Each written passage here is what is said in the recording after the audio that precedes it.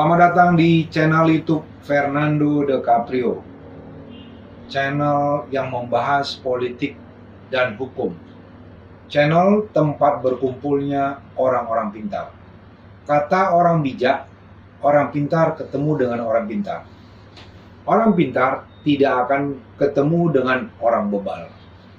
Pada hari ini saya kedatangan senior saya yang sudah halang melintang di dunia peradilan.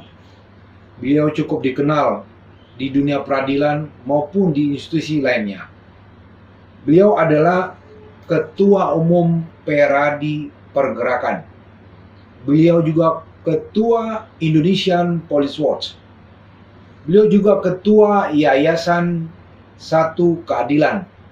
Dan juga beliau adalah founding dari Serikat Pengacara Indonesia. Inilah dia, abang saya, bro saya, Advokat Sugeng Teguh Santoso SH. Selamat datang, Bang. Selamat datang, Bro Fernando DiCaprio. Siap. Ini saudaranya apa nih sama Leonardo DiCaprio? Saudara-saudara jauh, Bang. Saudara jauh. Iya, tapi saudara lain dari bapak, lain bapak. ibu. Iya. Tapi saudara dari Adam dan Hawa. Oh, mantap. Iya. Terima kasih, Bang ya. Iya. Berkenan hadir di channel YouTube saya nih, Bang ya. Jadi luar biasa nih kalau Abang mau hadir nih, ini satu kehormatan buat saya. Buat saya juga kehormatan bisa ngobrol bersama Bro Nando. Siap. Ya. Kemudian kita bisa sharing-sharing biar bisa didengar sama orang lain. Siapa tahu ya omongan kita bermanfaat. Siap, ya, Bang. Kan katanya maslahat yang dicari ya. Siap. Gitu. Luar Oke. biasa. Ini Bang Teguh nih saya kenal tahun 2014 ya, Bang ya. Ya, Waktu itu saya caleg di salah satu partai politik ya. Jadi Bang Teguh nih yang menginterview ya, Bang ya. Apa yang menjadi Menjadi waktu itu visi dari seorang caleg ya. Iya. Visi jadi itu? jadi seorang Membahas caleg ya. membahas. Ya. Bang Teguh nih yang menginterview para caleg-caleg ya, Bang ya. Iya. Luar biasa waktu itu bisa saya diinterview oleh Bang Teguh. Hari ini saya mau interview beliau. Iya. Kebalikannya ya. Kebalikan. Tapi saya harus datang Siap. karena diundang oleh Bang Fernando Siap. DiCaprio. Siap. Bang, hari ini Abang mau bawa topik apa nih, Bang? Jadi begini, Bro ya. Aku ini kan ya sudah praktek hukum 30 tahun lebih. Siap. Ya. Kemudian dalam kaitan itu ini ada institusi yang banyak berurusan dengan masyarakat. Oke. Bahkan sejak kita dalam kandungan sampai mati ya, itu ada institusi itu yang selalu berhubungan dengan kita. Oke. Salah sedikit saja kita bisa akan diurus oleh dia, yaitu Ya. kepolisian. Oke, Bang. Kepolisian ya. Jadi dalam praktek yang saya jalani pun kita penting untuk memiliki institusi kepolisian yang dipercaya oleh publik, Iya. yang melayani, mengayomi, ya. Tapi kalau ditanya orang, nih Bro ya, kalau ditanya orang-orang yang terkena kasus ya, nyaris mereka tidak percaya ya dengan institusi kepolisian, nyaris. Oke. Ya. Karena akan dibilang saya hilang kambing begitu lapor, jadi hilangnya sapi karena membiayai segala macam. Sementara normalnya kan kepolisian tugasnya kan melindungi, mengayomi, melayani dan melakukan penegakan hukum, tugas yang mulia. Oke. Ada tanggung jawab kita bersama. Oleh karena itu sebagai advokat nih, kita harus juga mendukung terbentuknya institusi kepolisian yang baik, ya, melayani, mengayomi, humanis, ya. Kemudian yang selanjutnya dari itu, ya tidak dengan hanya memuji, tetapi sebagai praktisi saya mau meminta perhatian pimpinan Kapolri untuk bisa membenahi. Ada beberapa hal yang harus kita benahi. Oh, luar biasa nih, Iya. Ketua IPW kita. Jadi begitu. Kebetulan juga sebagai advokat. Apa itu? Yaitu adanya dugaan-dugaan penyalahgunaan kewenangan atau pelanggaran-pelanggaran yang tertutup. Oh, gimana ceritanya Bang? Ini saya mau menggali Abang ini, pasti Abang mau menceritakan bagaimana Abang pernah nangani satu case ya, kasus yang membuat pikiran Abang tuh harus benar-benar ini terforsir ya. Betul, dan tenaga. Gimana ceritanya? Kasus ini kita bisa merefleksikan mekanisme, pola kerja, kewenangan ya, dan apa yang bisa dilakukan sebetulnya oleh kepolisian. Kalau misalnya salah digunakan berbahaya. Tapi ketika digunakan dengan baik itu sangat baik. Ya, itu kasus saya pernah menangani ya, kasus 2009. Ini cukup lama ya. Tapi juga saya menangani kasus ini terkait dengan dulu ada isu cicak buaya jilid pertama. Pernah dengar ya? Pernah. Cicak buaya jilid pertama ini yang menyeret dua pimpinan KPK, tidak saya sebut namanya lah ya. Dua pimpinan KPK B ya. B dan C ya, B dan C ya. Yang kemudian jadi tersangka. Jadi tersangka dikaitkan, penetapan tersangka ini dikaitkan dengan kerja tugas salah satu bagian daripada institusi polisi yang berwenang, yaitu penyidik. Ya. Mereka dijadikan tersangka. Ternyata ketika saya menangani kasus nyata tersebut, ya, ternyata di sana ada penyalahgunaan kewenangan. Gimana ceritanya kok bisa Abang bilang ada penyalahgunaan? Dugaan penyalahgunaan kewenangan. Jadi begini loh. 2009 saya dihubungi oleh seorang pria ya. Pria ini adalah om dari seorang tersangka yang bernama AM. Tersangkanya namanya AM ya. Dia ditahan oleh Barreskrim karena dia diduga melakukan penipuan dan tipu gelap 372378. Nilai tipu gelapnya 5,150 M. Wih, gede juga besar, ya. Jadi waktu ketemu dengan saya, nah penting nih advokat-advokat muda, advokat ini mendengar ya. Tapi sebentar Bang, saya potong Bang. Berarti waktu itu belum ada perkapnya ya? Sekarang ini kan kalau perkap penyidikan? Bukan, terkait dengan kerugian kalau sekarang kan kalau di itu laporan di sana kalau 25 M ya, baru ditangani. Berarti waktu itu belum ada ya? Belum ada. Silakan Bang. Ini ya, kita sharing aja Bang ya. 5,150. Tapi ini menarik perhatian publik. Jadi saya belum mengetahui ada kasus apa. Saya baru dengar tentang kasus yang namanya penetapan cicak buaya, sudah ramai ini. Tapi saya tidak ada kan di dalam kasus itu. Jadi waktu si omnya ketemu sama saya, dia minta 2 syarat. Bro, ya. Ponakan saya butuh pengacara, satu berani menghadapi tekanan oleh manapun, termasuk polisi. Yang kedua, tidak main 2 kaki.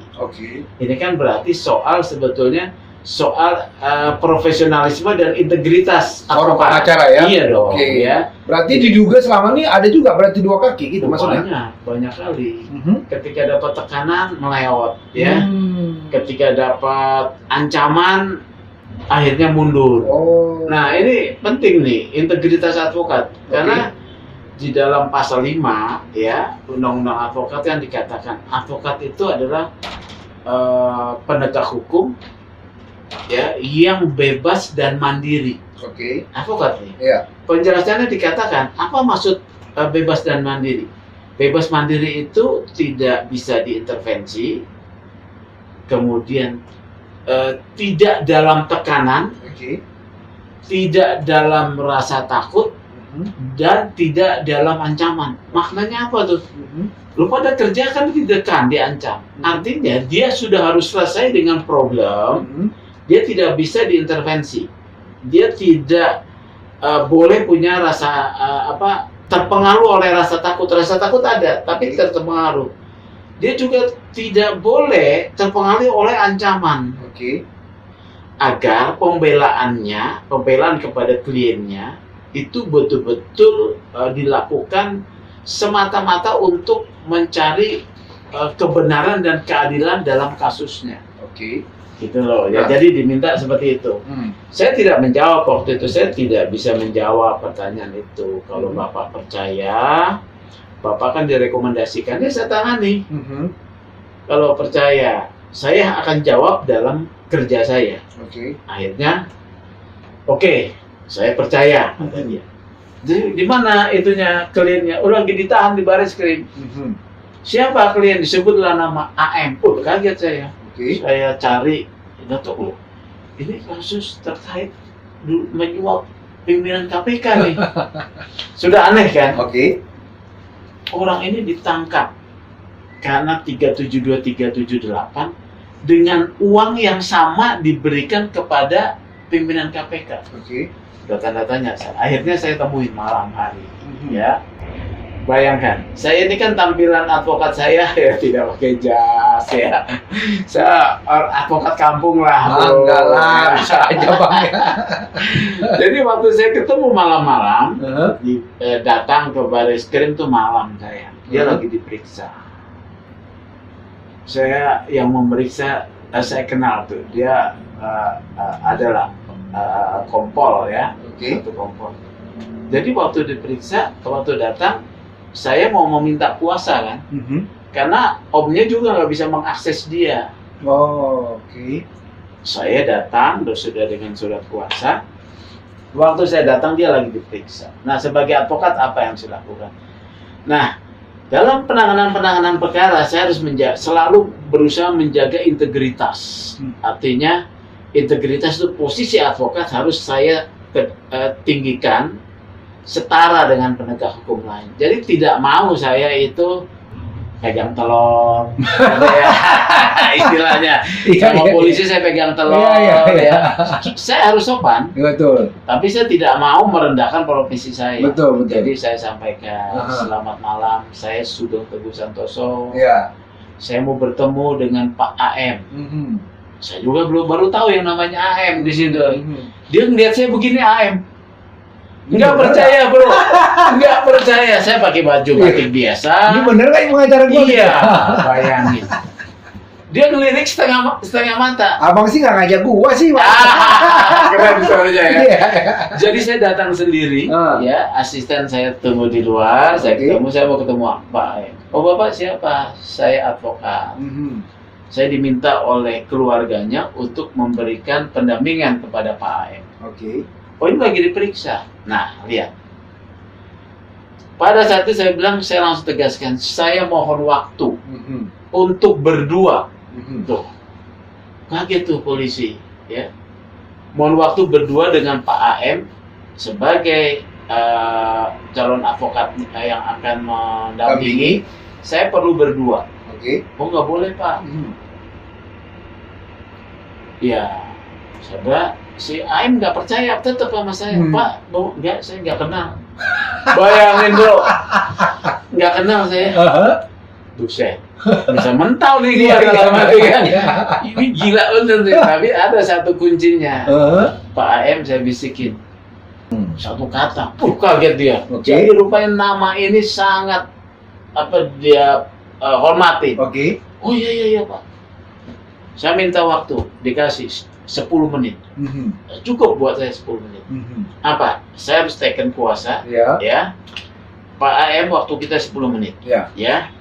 Saya tidak mau katakan saya bisa atau tidak, tapi saya akan buktikan dalam penanganan saya terhadap Anda. Pertama, taken kuasa dulu.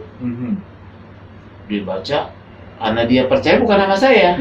Yang abang bilang tadi ya? Dia taken langsung. Saya tanya, Bapak sudah ada pengacara belum? ini pemeriksaan baru awal-awal, dia bilang. Dia udah berapa hari ya ditahannya? Kalau tidak salah sudah 2-3 hari kali ya. Oke. Dia dijemput di satu kota di Jogja. Oke. Pak, saya harus jawab apa? Saya bilang, Bapak, tenangkan diri, jawab sesuai dengan kenyamanan Bapak. Oke. Kenyamanan ya. Yang nyaman Bapak apa? Jawabnya. Dan yang kira-kira menurut Bapak itu baik untuk Anda. Oke. Saya kan nggak ada waktu untuk menginterview klien karena dikasih 10 menit. Oke. Terus, oh begitu ya, iya. Nanti besok pada saat jam besok saya akan interview Anda. Ini udah malam nih. Akhirnya saya bilang, wah saya harus minta hentikan Iya, karena betul. saya sudah pegang. Udah jadi kuasa ya. Iya. Pak, saya bilang, waktu saya kan pendek. Saya minta ini dihentikan. Iya. Ini sudah malam. Kalau menurut pemeriksaan adalah jam kerja, Iya. saya bilang. Saya minta begitu. Ternyata penyidiknya mengizinkan. Oke. Saya belum tahu kasusnya. Mhm. Baru kemudian besoknya berapa ya? 2 hari kemudian saya datang. Saya interview. Oh, jadi nggak langsung besoknya abang Nah, datang? 2 hari 2 hari kemudian ya? Iya, saya datang. Kan teken dia bayar dulu, bro. Oh, siap. Ya bayar dulu dong. Iya, iya. Karena harus Betul, kita betul. dapatkan dulu. Belum cair, ngapain gitu ya? Iya, Iya. salah satu aspeknya. Iya, betul, Ya. betul. Yang penting saya udah pegang kuasa Iya, nih. betul, betul. Ya. Saya bikin perjanjian, bayar 50%. Siap. Wah, ini gagal dong. Iya. Jadi saya interview. Nah, penting buat advokat melakukan interview mendalam terhadap klien. Oke. Ya. Jadi saya interview dia. Setelah saya interview, saya baru terbuka. Dia ada sampaikan satu informasi penting. Bahwa dia sebetulnya intinya diminta oleh seseorang untuk mengurus pencabutan cekal di KPK. Oh. Ya. Nilainya berapa? 5,150. Dia masih belum terbuka penuh. Terus uangnya kemana? Saya kasihkan ke mana? Ke pimpinan KPK lewat siapa? Dia sebut inisial. Namanya A. A, dia bilang. Di mana? Ada di mana? Loh, orang kamu kenapa ditangkap, dikenakan penahanan tersangka 372 378. Iya, saya dituduh memakan duit itu. Saya bilang jujur, saya bilang. Benar nggak kamu serahkan lewat A? Nggak logis dong, kalau uang dikasih ke sana kamu nggak akan kena ini. Iya, betul. Lalu dia cerita, saya diminta, ya singkat cerita lah, saya diminta membuat testimoni bahwa saya memberikan uang pada pimpinan KPK. Ya, dalam tanda kutip, sepertinya ada kepentingan dari institusi oknum, institusi Polri, mendapatkan satu informasi yang bisa menjerat pimpinan KPK waktu itu. Dan informasinya diberikan oleh si AM ini. Oh, oke. Singkat cerita, sebetulnya informasi itu bohong. Oh. Singkat cerita lah ya. Tetapi itu kemudian dibuat di dalam seperti kronologis, kalau tidak salah 7 atau 9 halaman. Menyebutkan tanggal, waktu, tempat, bertemu dengan siapa, seakan-akan dia bertemu dengan pimpinan KPK. Seolah-olah peristiwa itu ada. Ada. Oh. Di Bellagio, Oke. ya di sini kantor KPK lama itu di Kuningan Rasuna. Kuningan itu kan ada Rasuna Iya. gelanggang mahasiswa, Oh, ya, ya. Bellagio. Dia seakan tahu internal KPK. Saya mulai curiga, nggak mungkin pimpinan KPK semudah itu terima duit. Akhirnya saya minta dia jujur. Nah, disinilah ya, pekerjaan advokat tidak sekedar untuk membela kasusnya. Oke. Tapi ada prinsip-prinsip yang harus diperjuangkan advokat, yaitu prinsip menegakkan keadilan, kebenaran, dan hukum. Oke. Nah, di sini saya lihat, wah ini ada yang nggak benar. Akhirnya saya bilang, Pak AM, kalau Bapak mau saya tangani, pertama Bapak harus jujur. Ya, Ya. itu yang utama. Karena Utama. kalau nggak jujur klien, itu pasti kekalahan. Misleading. Iya. Misleading Iya. ya. Yang kedua, sejak saat ini Anda harus turut nasihat saya. Kalau tidak, saya mundur. Ya. Apa nasihatnya? Kalau itu tidak benar, katakan tidak benar. Ya. Bahwa pemberian itu pada pimpinan KPK itu tidak benar. Oke. Selebihnya menjadi rahasia saya. Kalau Anda jujur, selebihnya menjadi rahasia saya yang tidak akan saya buka. Oke. Dia jujurlah. Aha. Tetap saya simpan rahasia ini. Oke. Coba boleh bukunya saya lihat. Saya mau ngapakan ya? Iya, tuh, Kebetulan ini Bang Sugeng nih kemarin mengirimkan. Saya baca-baca luar biasa ya. Saya mau bikin sebenarnya code itu tadi. Cuman ya ternyata bukan Bang Sugeng yang apa, teman dia lagi, ya kan? Dia bagus sekali ada code di sini. Ya nanti siapa penonton channel YouTube Fernando DiCaprio ini boleh ada dijual nih nggak Bang? Di Dijual. Gramedia. Gramedia sudah habis cetak. Sudah habis ya? Cetak lagi. Nah, boleh juga dipesan kepada Bang Sugeng ya. Dia kasih buku saya namanya Menjerat Anggodo Membongkar Kriminalisasi KPK. Luar biasa ya. Jadi ini silakan Bang, tadi Abang mau buka Ya, ini ya. ini buku ini tadi sudah ya. Jadi di sini ada kronologis ya. Jadi bukunya sinilah ya secara singkatnya. Jadi dibikinlah saya dengan seorang wartawan ya. Nah, dari gambaran itu ya terlihat bahwa kita kan kembali kepada soal pembenahan institusi kepolisian. Ya. Pembenahan institusi kepolisian supaya jadi hal-hal yang di dalam proses penyimpangan, penyalahgunaan kewenangan ini harus kita terlibat juga membenahi. Oke. Mudah tidak? Tidak mudah. Bahkan ketika kita mau membenahi itu, kita mau memberikan masukan, resiko juga ada. Iya, Ya, betul. kita kan orang luar nih. Sementara misalnya oknum yang bercokol di sana menikmati hasil dari penyalahgunaan kewenangan tentu tidak terima. Iya. Ya, nah kita kembali flashback. Oke. Kita kembali maju ke depan. Saat ini kan Pak Kapolri itu saya harus berikan satu apresiasi kepada spiritnya nih. Iya. Kepada spirit atau kehendak memperbaiki. Ya, kehendaknya ada. Sejak beliau diangkat Januari, kemudian Oktober memberikan perintah, Januari mengatakan hukum jangan tajam ke bawah, ya, tumpul ke atas Atau ke samping. ya, atau ke samping kanan kiri gitu ya. Kemudian Oktober memberikan 11 perintah kepada Pak Kapolda untuk bertindak tegas anggota melayani masyarakat.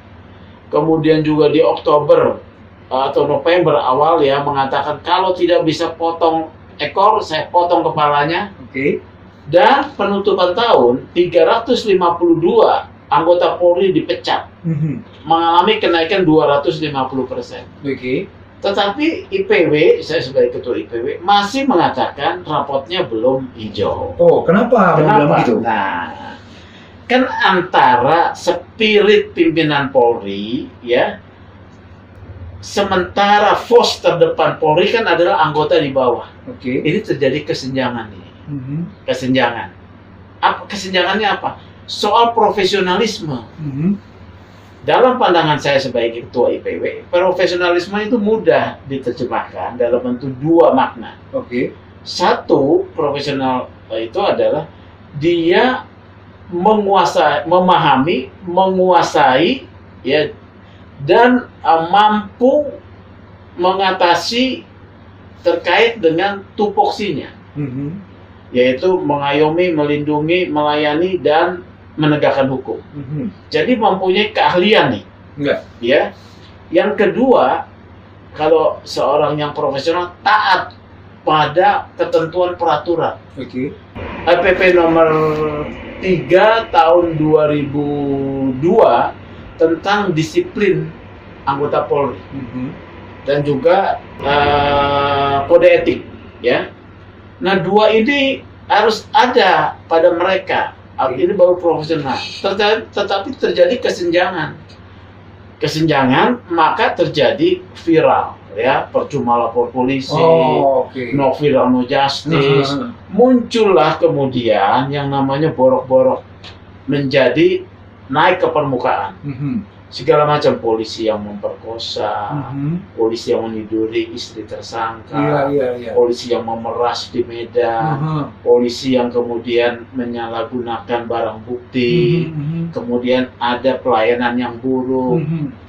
Perhatikan ya, kemudian ini kan ditindak. Nah, IPW melihat ada dua hal yang harus kita bedah. Memang terhadap pelanggaran atau penyalahgunaan kewenangan yang diviralkan cepat ditindak. Tetapi ada wilayah tugas kepolisian yang sifatnya tertutup. Apa itu? Apa tuh, Bang? Penyelidikan dan penyidikan. Seperti apa yang tertutup kalau Abang bilang? Iya, karena memang penyelidikan dan penyidikan kan wilayah kerjanya kan adalah wilayah kerja penegakan hukum yang tertutup. Seorang saksi setelah diperiksa kan tidak juga dia dapat BAP-nya. Karena itu menurut KUHAP. Seorang pengumpulan alat bukti kan dilakukan oleh penyidik, ya, dan dia yang menguasai informasi, fakta, keterangan, alat bukti, semua dikuasai. Kewenangannya besar, ya. Dalam normanya penyidik itu independen. Norma tugasnya mereka berdasarkan ketentuan kode etik maupun undang-undang. Independen. Kemudian tidak bisa diintervensi, ya. Kemudian mereka yang diberi kewenangan memberi pemaknaan terhadap proses yang sedang dijalani. Gampangnya apa? Menetapkan seorang jadi tersangka atau tidak, kewenangannya dia. Hitam tergantung putihnya. Interpretasi dia. Ketika kepentingannya muncul yang sifatnya ekonomis maupun kepentingan maupun ada pesanan, maka bisa melintir nih, ya, tugas kewenangannya. Ya. Dan sini siapa yang tahu? Bro Fernando. Siapa yang bisa menilai, mengukur penggunaan kewenangannya dia? Pasti masyarakat tidak. Pengacara pun belum tentu semuanya bisa mengukur bahwa ada dugaan penyalahgunaan kewenangan. Belum tentu bisa. Pengacara-pengacara pidana yang pengalaman saja. Gitu loh, ya.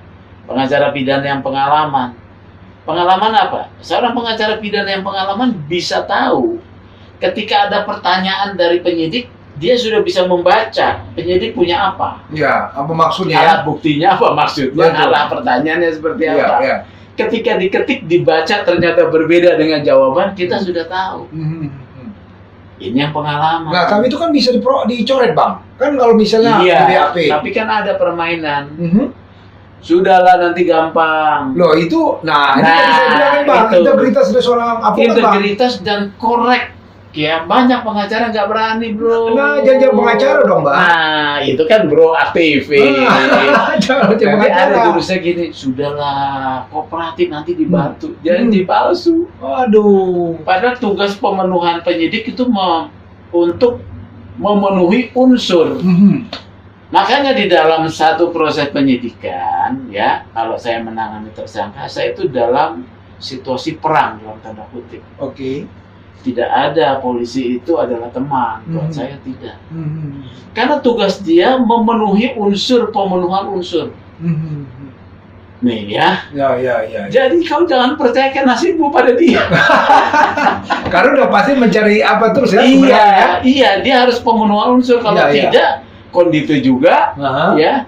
Kemudian bisa juga nih, kasus ini tidak terpenuhi. SP3. Padahal dia mungkin dapat pesanan-pesanan. Polisi yang baik tentu dia tidak harusnya bebas nilai, ya. Harus independen, mau terbukti mau tidak bukan urusan saya. Betul. Saya menemukan alat bukti, mencari alat bukti berdasarkan standar prosedur pemenuhan berdasarkan KUHAP dan juga peraturan pelaksana. Nah, dalam wilayah yang tertutup, kita kembali ya, ini banyak potensi penyalahgunaan kewenangan. Ini yang kemudian tidak muncul ke ruang publik,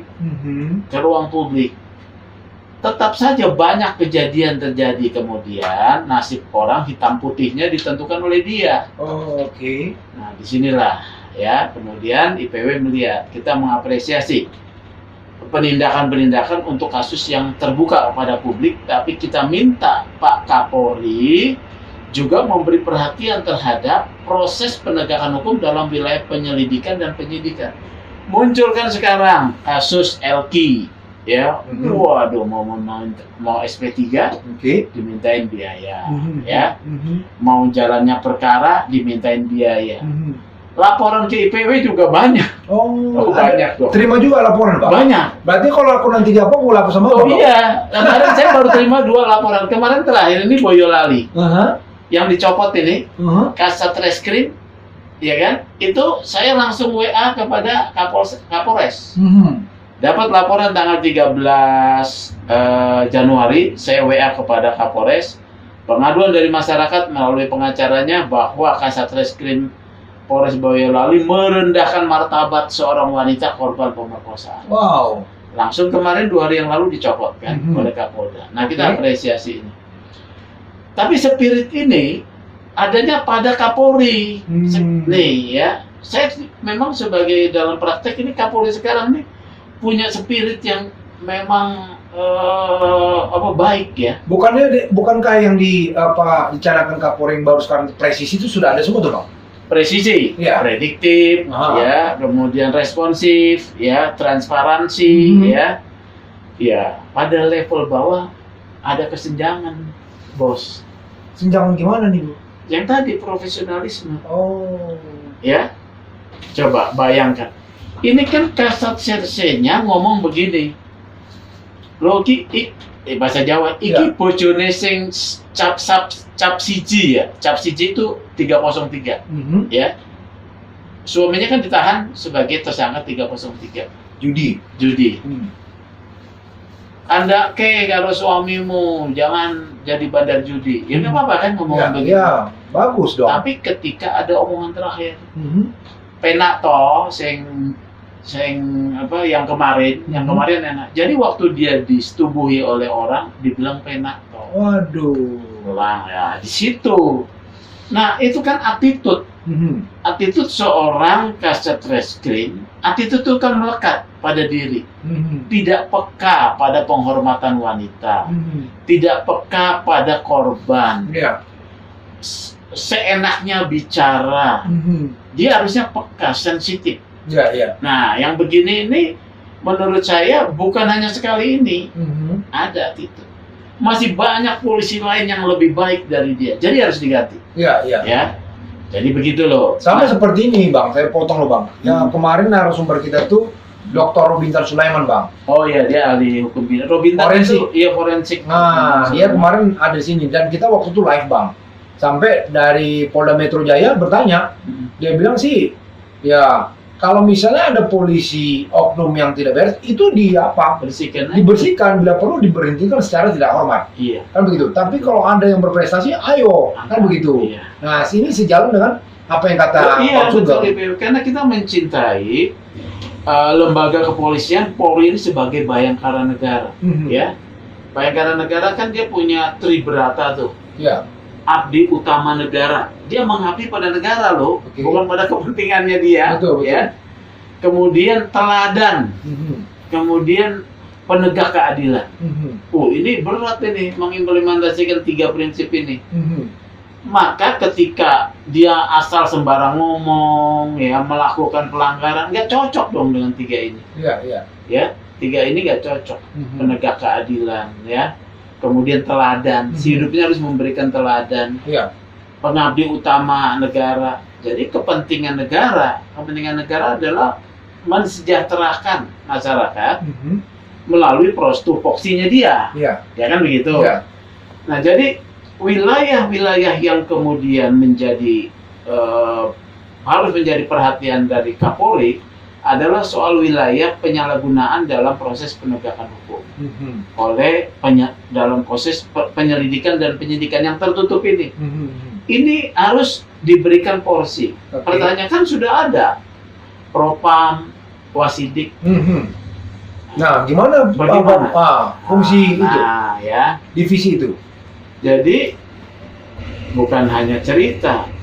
Saya pun melaporkan pernah kepada Propam, dinyatakan tidak cukup bukti, uraian kita lengkap, bukti-bukti kita ada.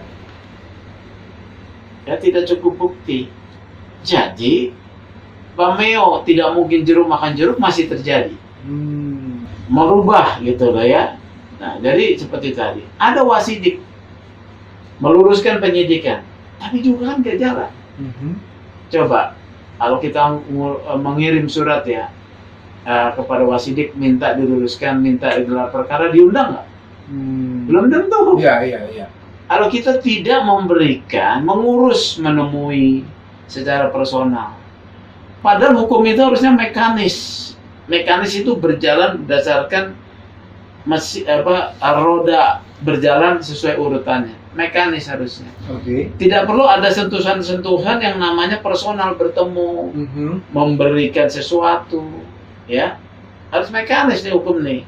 Walaupun memang nanti akan ada satu pertemuan manusia dengan manusia ya untuk pendalaman saja.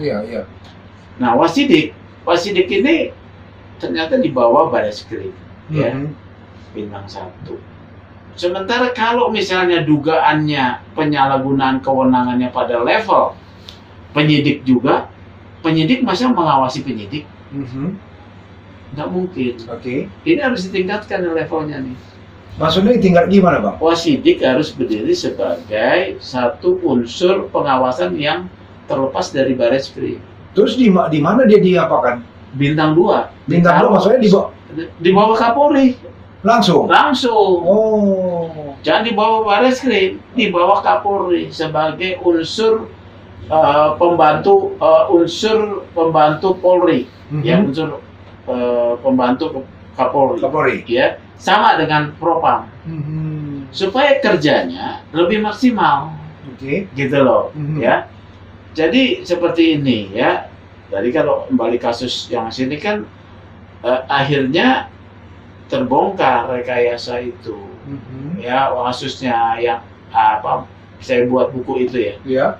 Jadi ada ya, kalau ini kepentingan nih, ini kepentingannya sangat besar ya. Waktu itu institusi kepolisian waktu itu melalui oknum ya punya kepentingan karena berhadapan-hadapan dengan institusi KPK.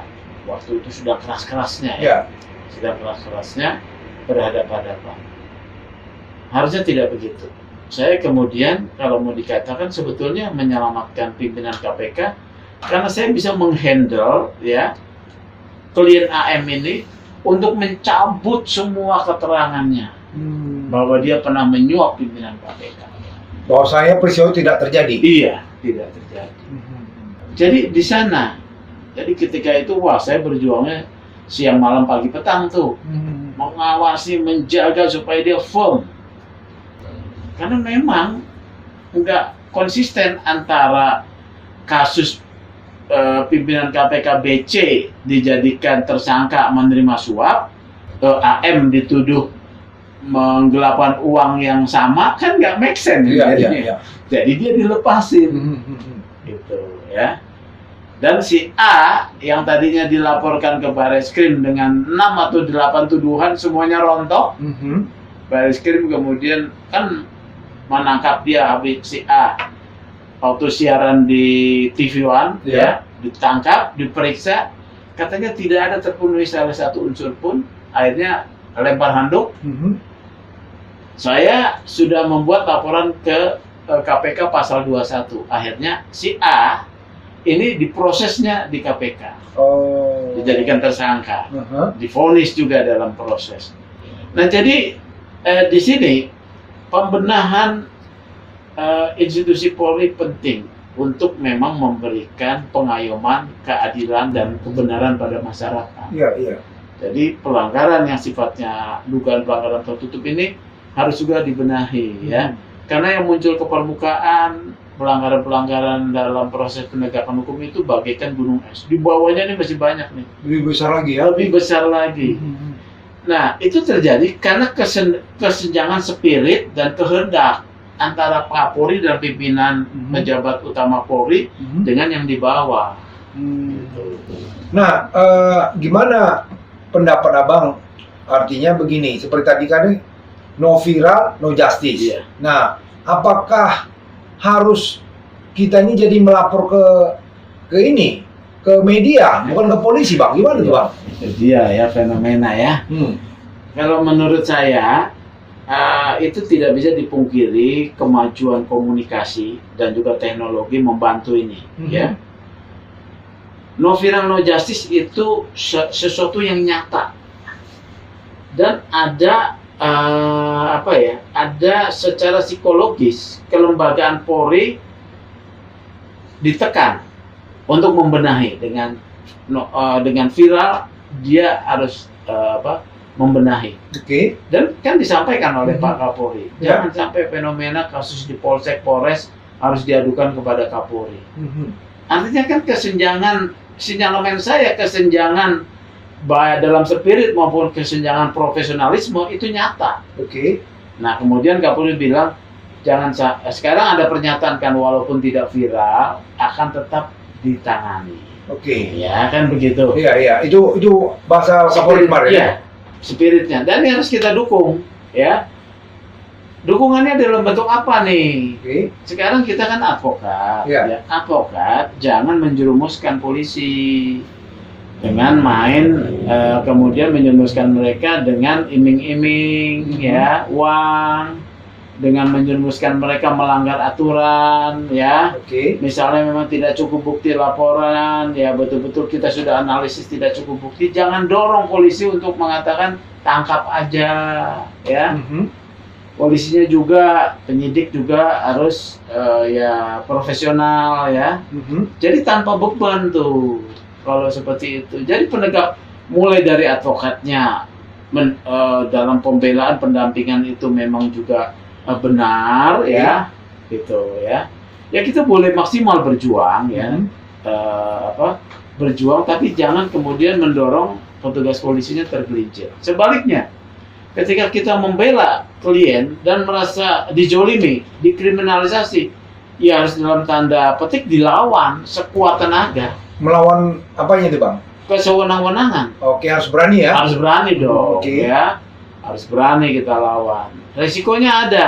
Ya ada resiko dalam hidup, pasti ada resiko. Iya, betul. Ya, saya sendiri pernah loh mau dijebak narkoba, ya. Jadi saya tahunya bahkan setahun setelah kasus perkara ini. Mau dijebak narkoba katanya. Saya kira, oh berarti Tuhan jaga saya. Iya. Karena begini ceritanya. Setelah kasus ini selesai, setahun kemudian saya mengajar di Maumere ya. Saya ketemu dengan advokat senior di sana. Setelah saya sosialisasi kode etik, dia bilang, Mas, sampean nggak suka dugem ya? Saya bilang suka. Dia bilang, oh enggak lah. Iya, saya belakangan sudah 3 tahun atau 4 tahun saya sudah tidak menikmati dugem-dugem gitu, Pak. Udah nggak nyaman. Ya itu yang menyelamatkan sampean. Saya bingung, kenapa?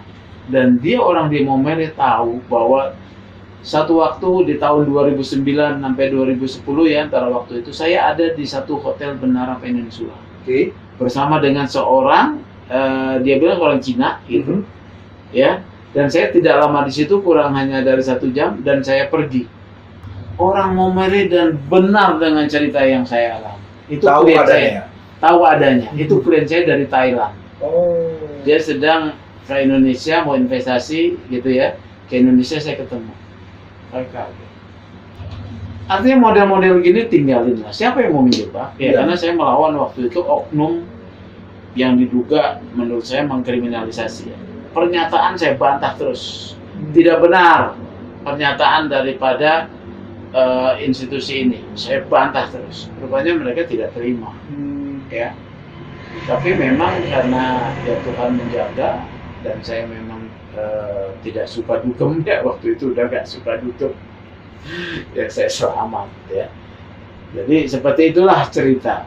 Kita harus bersama-sama mendukung spiritnya Pak Kapolri. Siap. Untuk membenahi institusi Polri ya menjadi institusi Polri yang dipercaya. survei indikator ya, indikator apa ya? Lembaga survei 80% lebih kepercayaan publik Kepada kepolisian. Oh. tertinggi nih. Artinya semakin baik ya? Semakin baik. Aha. Itu sih dari survei ya. Padahal kan kepercayaan publik itu kan survei tersebut saya tidak tahu metodologinya. Tapi kalau misalnya ditanya masyarakat yang pernah berurusan dengan polisi belum tentu. Ya. Ini kan survei sampling kan. Sampling. Tapi memang Polri berbenah, itu harus diakui. Dan dia kinerja COVID ini pengatasan COVID karena kerja keras polisi. Iya. Dan juga TNI dan juga ada BIN ya. Iya, tapi ini yang tadi tuh Bang, harusnya itu lembaga survei yang melakukan itu dia harusnya mensurvei kepada pihak-pihak yang berhubungan dengan polisi, baik pelapor dan terlapor. Iya. Tapi dia kan enggak. Dia kan sampling ya. Mungkin per telepon, pakai telepon ya. Dia harus tanya, pernah berurusan dengan polisi dalam urusan hukum? Pernah, baru dia kumpulin dulu kan? Iya. Baru dia sampling, ambil berapa sampling. Kalau ini kan mungkin langsung, orang tidak semua akan berurusan sama polisi. Iya. Atau dia mungkin biar lebih bagus dia bikin survei di kantor-kantor polisi gitu. Orang polisi, atau di rutan. Di rutan. Iya. Rutan itu orang yang berurusan sama polisi semua tuh. Iya. Ya kan? Tindak pidana umum kita tanya. Betul. Ya. Gimana kan? Iya, misalnya ada 1.000 orang, sampling aja berapa persen sebagai sampling? Iya. Saya yakin nggak 80. Iya. Ya. Jadi bisa jadi ini adalah satu upaya ya yang disiapkan gitu untuk menaikkan citra. Tapi no problem. Iya. Saya melihat memang spiritnya ada. Penting kita dukung lah ya. Iya, kita dukung. Dia dong. Iya, siap. Karena polisi ini adalah milik kita loh. Betul. Bukan milik umum. Bukan. Iya, milik kita bangsa. bersama masyarakat. Iya.